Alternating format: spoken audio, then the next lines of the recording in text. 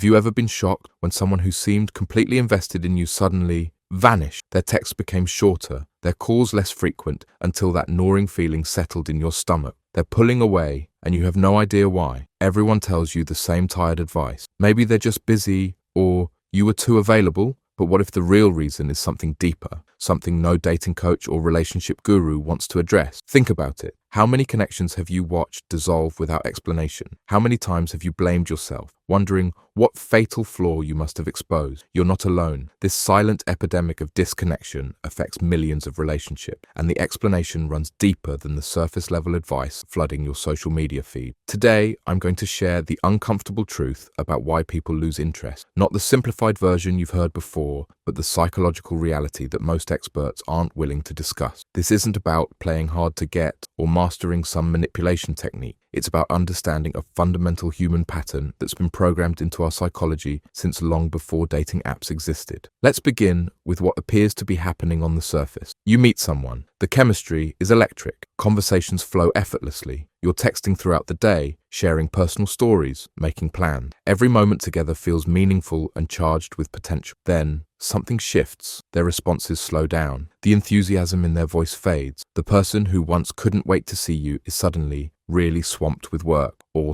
going through some stuff right now. And you're left wondering, what did I do wrong? The painful irony is that you might have done everything right. And that's precisely the problem. When we feel an instant connection with someone, our natural instinct is to dive in completely. We want to know everything about them. We want to share everything about ourselves. We want to fast forward through the uncertainty and arrive at the comfort of a secure relationship. But here's what no one tells you. Human desire doesn't work that way. We aren't wired to value what comes easily. We're programmed to chase what feels just out of reach. Neuroscientists have discovered that the brain chemicals associated with romantic attraction, dopamine, norepinephrine, serotonin, are actually more similar to addiction than to peaceful contentment. These chemicals create a state of excited anticipation, a craving for more. But what happens when there's no more chase? When everything is revealed and readily available? Those neurochemicals begin to stabilize, the rush fades, and with it often goes the feeling of intense interest. This isn't because there's something wrong with you or them, it's because we've misunderstood how sustainable attraction works. Society sells us the idea that the perfect relationship means immediate, complete emotional availability, total transparency from day one. No games, no mystery, no boundaries. Yet this approach often backfires spectacularly. When you immediately present your entire self,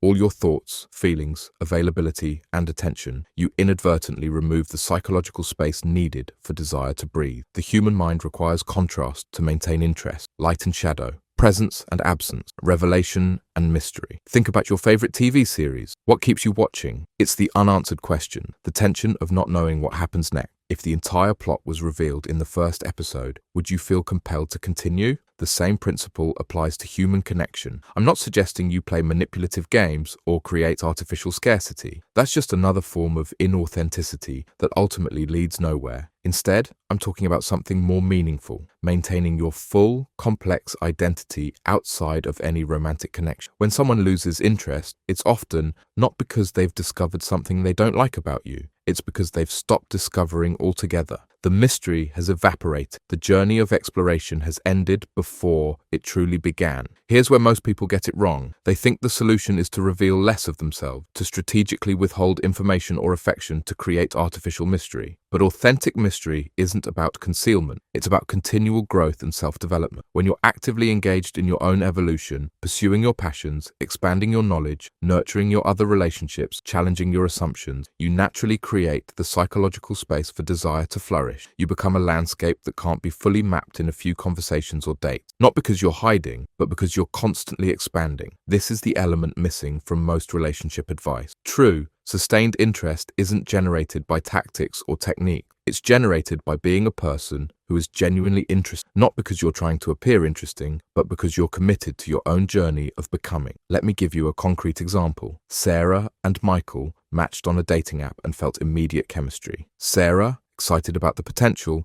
made herself completely available. She responded to every text within minutes, rearranged her schedule for dates, and shared her deepest thoughts and feelings from the start. Within 3 weeks, Michael's interest began to fade, not because Sarah had done anything wrong, but because the dynamic had already fallen into a predictable pattern. There was no more territory to explore, no more depths to discover. Compare this to Alex and Jordan. Their initial chemistry was just as strong, but Alex maintained her regular yoga classes, dinners with friends, and work commitments. Conversations unfolded gradually, revealing layers of Alex's personality over time. When they weren't together, Alex was fully engaged in her own life. 6 months later, Jordan's interest hadn't just maintained, it had deepened. Each date revealed new aspects of Alex, not through strategic withholding, but through genuine ongoing growth. The difference wasn't that Alex played games. The difference was that Alex had a full, rich life that couldn't possibly be discovered all at once. Now, let's address the uncomfortable truth. If someone loses interest in you quickly, it might be because they sensed that your entire world could be easily mapped, that there were no unexplored territories, no ongoing journeys of growth. This realization can be painful, but it also points to the solution. The antidote to premature disinterest isn't to make yourself less available or to create artificial mystery. It's to genuinely expand the landscape of who you are. Ask yourself, have I stopped growing in important areas of my life? Have I abandoned passions or friendships that once brought me joy?